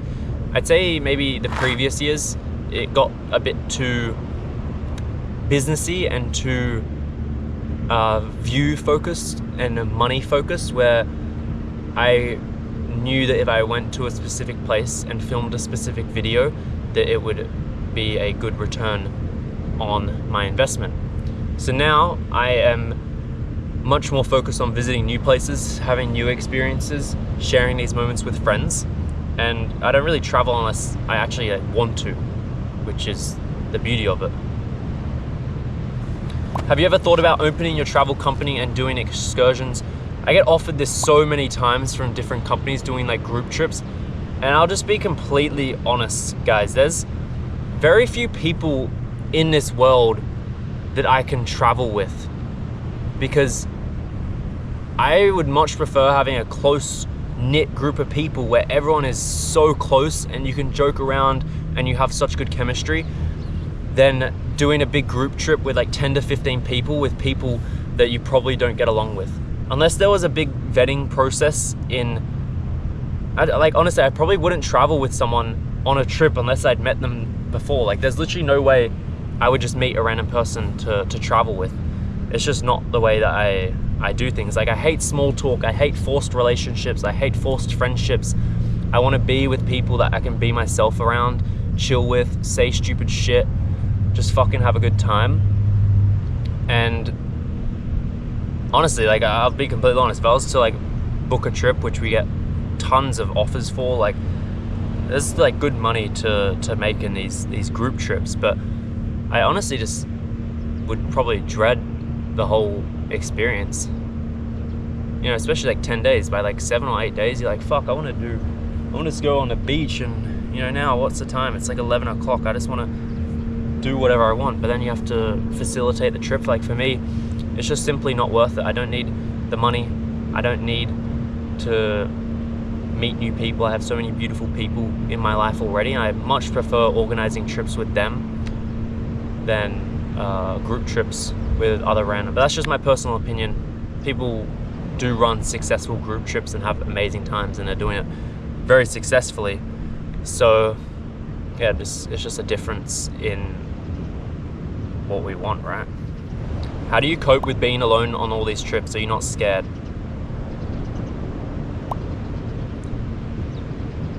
I believe a lot in logic and statistics. It's very unlikely for you to have an issue on what you're probably worried about. People are worried about getting kidnapped, or people are worried about getting into a terrorist attack. It is so unlikely. Like, you're literally more likely to die driving to the airport than anything else. So obviously we've been wired to worry about certain countries because of these events, but if you look at like the real statistics and the likelihood of it happening, it's so unlikely. So honestly, like, I'm a big believer now in God's fate, the path that has been created for me, and if anything was to happen, it has happened. I'm just gonna face it. It's gonna be shit, but I'm gonna get through it, and whatever happens, happens. But you can obviously take precautions. You can not be a stupid tourist and do certain things. You can make local contacts in the country that you're visiting. But I think for the most part, like, a lot of the fear and scaredness that comes with traveling to certain countries is just your perception based on your understanding of the country, which can only be done through the media, which definitely do not have your best interests. Fuck off, fly. Fuck off. Which country has the best people in the sense of humor? A lot of my friends and a lot of people I'm closest with are British. The Brits and the Aussies have banter that is just unmatched. You can form good relationships with Americans and other Europeans, but the Brits and the Aussies, we're bros. We're good. I mean, we did come from the criminals of the Brits, so that makes sense why we have such a strong bond. But yeah, I'd say British people I have the most in common with, the best sense of humor, and I really enjoy the time that I spend with British people. They're a great group of chaps. I obviously do have other friends of other origins, but yeah, Brits. What's the strategy behind posting to so many accounts on the same platform? Content is king, and there's so much content that I filmed that can be repurposed into a funny clip that makes it worth posting. On the third channel, I go a lot into this, and specifically what this individual is asking for. But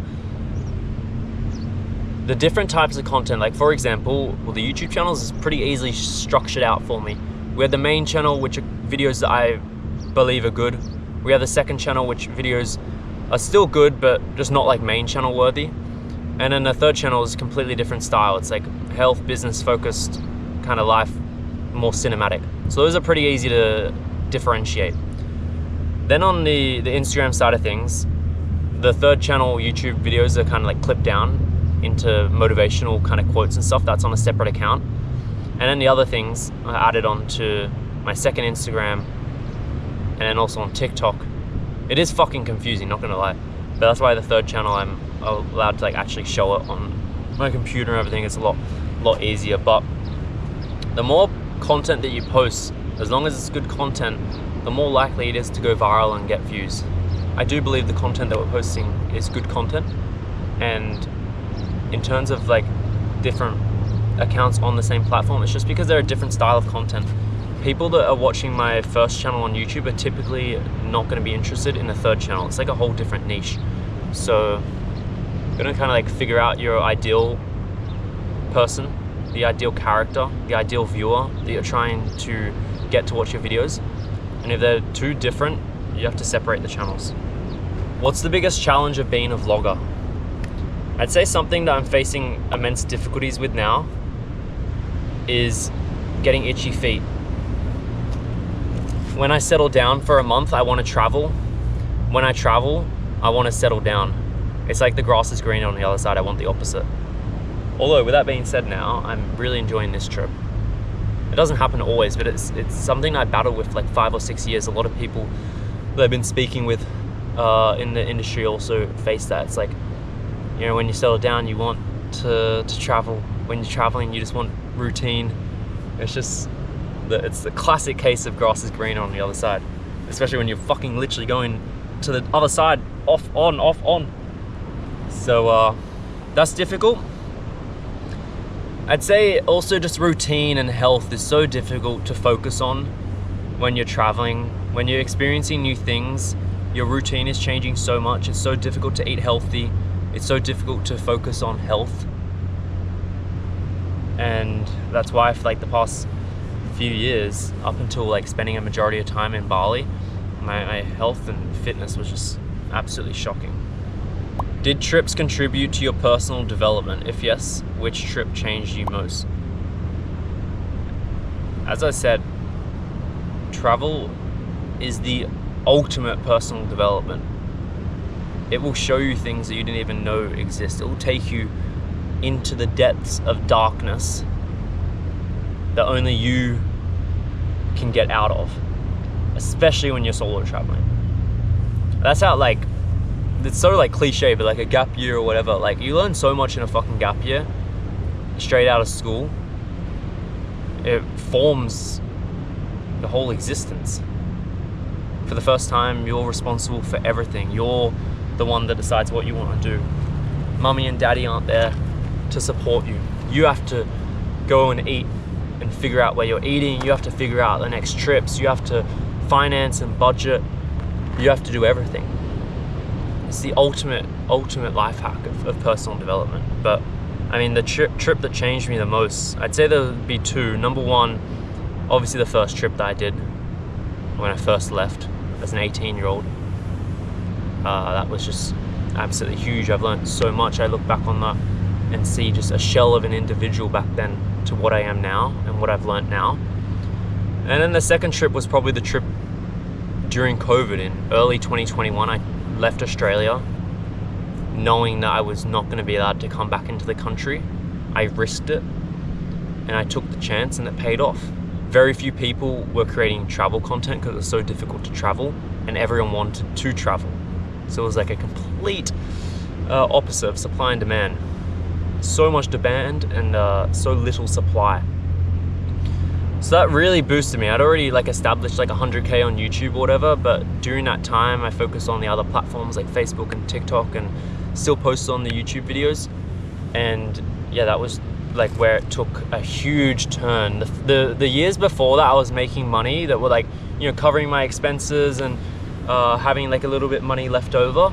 But that like trip during COVID was where it was just like exponential. It was such a big snowball. Posting on Facebook during the Goldilocks days of like 21, 22, and then 23, the revenue there was insane. So yeah, I think like the first trip that I did from an individual perspective of me learning how to travel, and then the second trip like from COVID from a kind of business and career perspective. Your qualification / education. So many people ask like, what is your qualification? Did you go to university? Guys, I didn't go to anything. I finished high school, I then worked, I saved up my money, and then started traveling and started earning from YouTube. University, I chat shit on a lot because I genuinely do believe it is pointless.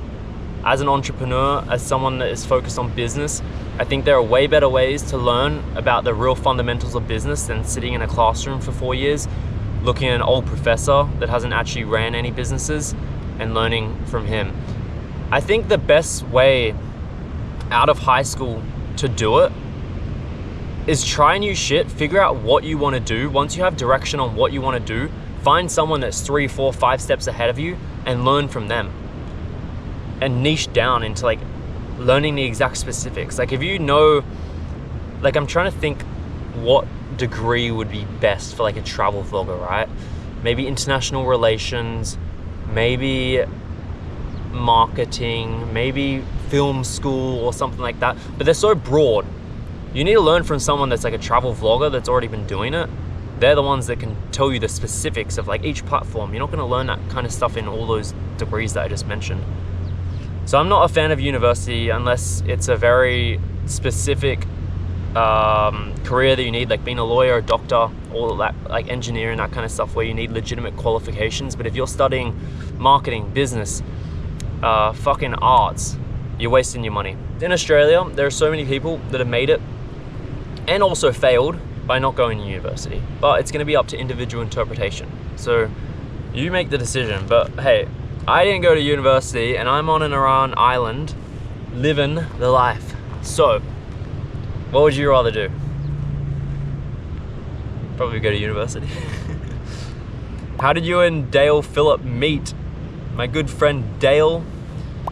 We connected how a lot of people connect nowadays, and that is through this social media. I think we were DMing on Instagram for a little while, or just like liking each other's posts, and we knew of each other. And then conveniently, just before COVID happened, around February or March 2020, we were both in Delhi at the same time.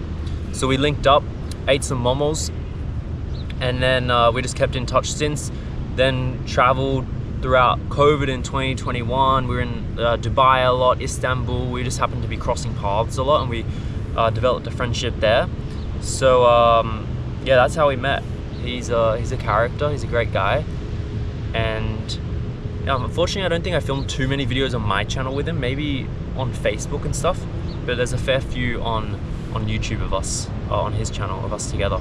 Guys, I've been filming this for how long now? Like 2 or so hours. So it's dragged on, and there's still like a ton of questions that I haven't answered. I really need to film this next video. I was meant to have a bike by now, so unfortunately I'm gonna have to cut it short. I hope that I was able to share some insights or answer your questions or give my thoughts on the matter. But thank you for watching. I appreciate your support. I appreciate those that are watching for fuck off, fly. I appreciate those that have watched for years when I started this journey and seen me as an individual learn all these things and start off as an 18-year-old to now almost turning 25. And I appreciate those that have joined in for the journey just recently. The support is amazing, and hopefully if you're watching this video, it could be something that you're interested in traveling the world, and I hope you're able to achieve the goals and achieve that. But as a final remark, guys, I think in the past 6 to 12 months, I've learned a lot about myself. I've learned different things. I've figured out who I am and who I want to be. And the main thing in life, guys, is that you want to be your authentic self. You want to be the person that you want to be. You want to be the person that you can be around your friends. You want to have those amazing memories. A lot of people want to travel, and a lot of people want to achieve the goals that they've set out. And it's all fucking possible. It really is. So many people think of the idea and get stuck in creating the perfect idea and not actually actioning it.